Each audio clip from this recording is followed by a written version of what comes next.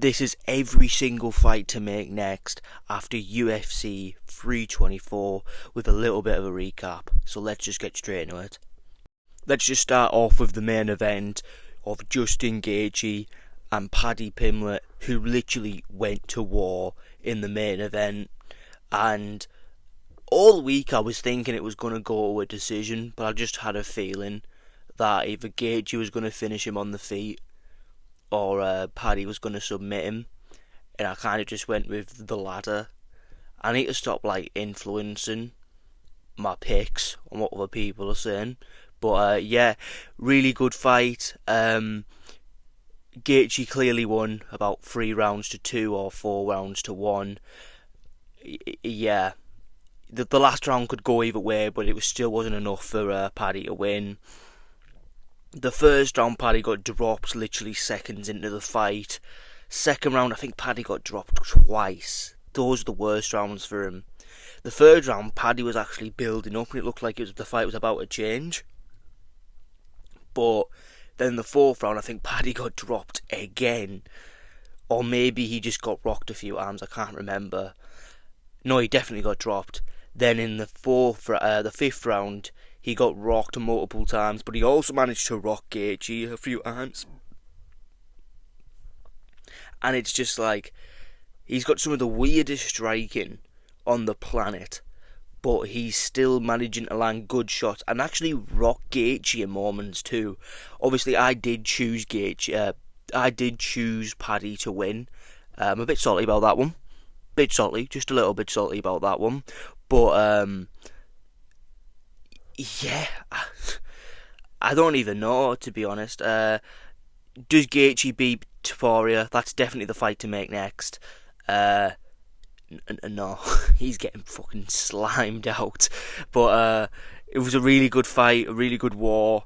I just hope that you can actually make a quick turnaround for this title fight, because the result is obvious. It will literally be like the Oliveira Topuria fight, because we know Ilya's going to knock him out. We just know it is. But yeah, it was just a really good fight. That's already fight of the year, and that's the first main card of the year, if that makes any sort of sense. So it was the first fight of the year, and it's already the fight of the year. But we need to see how the other fights go. So yeah, so the fight to make next, because I kind of missed this part out. Gaethje's obviously going to fight for the title against Topuria. We don't like it, but it's just going to happen. And Paddy's got 2 options, because he's going to be out for a while. He can either rush the comeback and fight Gamrot, considering that Gamrot also came off a loss against a top 5 contender in Charles Oliveira, or if he wants to wait a bit longer, which he usually doesn't fight too often himself, to be fair, you can wait till the loser or winner of Hooker and BSD and fight whoever the winner is, because there's some beef there, and that could be a fun feature fight, co-main event sort of thing for some sort of pay-per-view card or numbered card. That could be really well. So yeah, now let's get on to the co-main event. I completely missed this part out like a stupid bastard, I'm not gonna lie. So now let's move on to Sean O'Malley and Song Yadong, because it's there's just something about Sean O'Malley that people really don't like, because I'm seeing people trying to call this fight a robbery. Yes or no, did Sean O'Malley clearly win the first round? How did, how, you can't even score that. He got a takedown and did nothing with it, Song Yadong did. I don't even know how you can even think the first round was for anyone other than Sean O'Malley. You just don't know the scoring criteria, and you just hate Sean O'Malley. You're literally just a hater in the cringiest way possible. You literally are just a full-on hater. And yeah, the second round was clearly Song Yadong's. I'm not completely biased, unlike a lot of people. It was clearly Song Yadong's round. I would actually argue it was the most dominant round of the fight. Not enough to be a 10-8, it was still a 10-9. But yeah, Song Yadong won that. And the third round was clearly Sean O'Malley's for the last minute. So yeah, just people don't know what they're watching, man. I don't understand how people watch fights and then because they don't like someone, they literally just go robbery straight away without it. Honestly, if I like sent them the link to the scoring criteria, they'd probably not even read it. Like, or they'd get the biggest shock of their fucking life. And for fights to make next, I did write this on my notes. 1 second.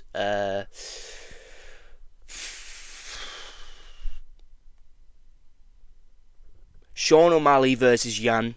I think that's a good fight to make. We're not making Umar versus Yan. That's just a waste of fucking time. We know our Peter Yan is going to beat Umar to death, so there's literally no point. But here's one. We've got Davis and Figueiredo on the prelim headliner. Let's just make Song Yadong versus Figgy. Two hard hitters. You know, that could be a really good, another prelim headliner. That could be a really good one. But yeah, we'll get on to his fight with Umar in a second after we get after the next two. So yeah. So the next fight was Waldo Cortez Acosta versus Derek Lewis, and I don't even know what happened, man. It was a bit the typical fat man fight, and then Derek just kind of fucking tired out, slipped over, and just kind of stayed there and got ground and pounded. I got no idea what's happening, but to get this one over and done with, anyone saying that Waldo Cortez Acosta beat Tom Aspinall, shut the fuck up, you don't know what you're talking about. But Waldo Cortez Acosta should fight Curtis Blades. I think he's earned that fight against a legend, or a veteran even. And Derek Lewis should fight Volta Walker. I think that would be a great fight. I think Volta Walker should get a step up in competition, considering he's just getting complete shitbags to heel hook repeatedly, and everyone's buzzing about it. Let's see him fight fucking fat man, my balls are hot, Derek Lewis. Let's see if that's a change. But he probably wins. He probably wins that one, to be fair. But let's move on to the next one. Next fight, Gene Silver and Arnold Allen. This one, I was dreading watching this one. I was dreading putting the stream on. I was dreading even being in the same room as it on.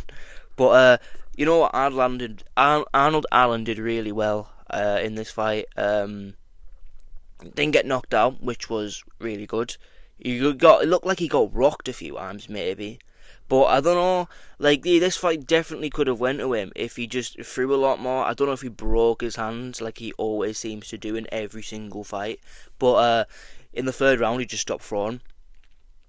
And then he lost. And then Gene Silver jumped on his back and did like a fucking cartwheel off him. Don't know what that was about. We don't like him. But yeah, Gene Silver won. Anyone see, this is the thing, right? I like Arnold Allen. I wanted Arnold Allen to win, but I understand he clearly lost this fight. He clearly lost. Well, not clearly lost, but it was a close fight. But he clearly lost. He won the first. Hang on, I can't even remember. He did win a round though. It was a 2-1 decision. It wasn't a dominant performance.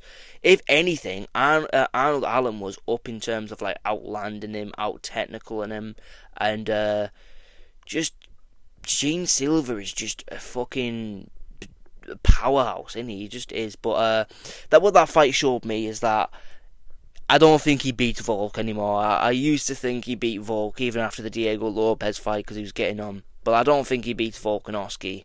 I'm starting to think that no one beats Volkanovski in the division. Anyone saying Evloev is a bit dumb, but what's Evloev gonna do? Will she just hold him on the back like he's not gonna get out of it, like he didn't get out of like Islam Makhachev's back take, and everyone else thinks that I don't know, Evloev is just better than Islam for some reason now.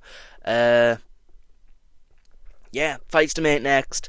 I did want to make Arnold Allen versus Yair Rodriguez because I think that's an easy fight for him. But Well done, Yair Rodriguez, for sitting on your ass and doing fuck all. Now you get Gene Silver, mate.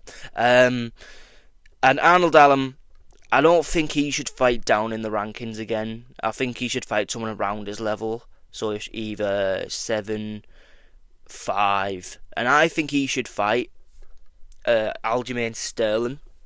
I think that would be a really good fight. Don't know about yourselves, but I think that would be a really good fight. And yeah, a really good fight. So let's move on to Umar and Figueiredo. What a barn burner. The best fight of the card, best fight of the year so far. You know, when these Dagestanis are on the cards, you just know what to expect, don't you? You're fucking boring, hugging, doing nothing, holding against the cage. Yeah, looking in front of his opponent, faking, acting like they're going to do something, but never actually do anything. Equally, to be fair to Umar, right? Deiveson Figueiredo doesn't do much himself, so like I can't really blame that all on Umar. So for once, I won't give all the blame to the Dagestani, like I will with Islam and Khabib when they have slugfests. But yeah, I think I do kind of like Umar a lot more than the others. I think that's why I've got a bit of more of a bias towards him. But this fight was fucking shit. Respectfully, this fight was fucking awful. Yeah, he took him down a few times. He laid on his back, did nothing. Figgy took him down. Umar got straight back up with like butterfly hooks, I think. Didn't really do much with it at all. But yeah, another fucking boring fight from one of these fucking mountain dwelling fucking inbred L things. I need to be careful what I say in the UK. I'm going to get arrested by Keir Starmer, so I won't say any more than that. But yeah, let's hope. Let's just hope that you know, because everyone's talking about giving him Yan, and I'm just like, nah, fuck him. Let's give it to Pete. Let's just give it to Sean O'Malley, because Sean O'Malley, like, you know, is a fun style. If he does that to my PT Yan, I will genuinely break everything in my room. I cannot be asked with another one of these champions laying in fucking half guard and doing nothing for 25 minutes straight, other than laying there while I have to be gaslighted by pretty much the fucking Pakistanis that they're different when they've done literally zero anything in the sport, and the people like MMA Joy who talk about Dagestani privilege, even though Islam literally fought Bobby Green and got a title shot off it. Yeah. But anyway, that's the end of the video. Like, subscribe, and yeah, follow me on Twitter too. That would be greatly appreciated. I'm gonna start trolling a bit more on Twitter, because some of my MMA takes on Twitter are fucking awful. Like Song Yadong beating Sean O'Malley. Was it a close fight? Yeah, but it was clearly Sean O'Malley was up in the third round. Like, you just dumb, thick, fucking docile people.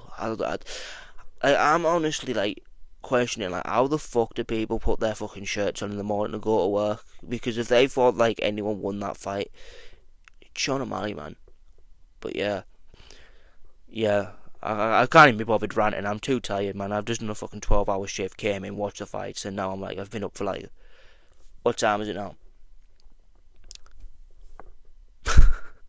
I've been up for 29 hours. That is crazy. So I'm gonna go to sleep now, and yeah, that's the video.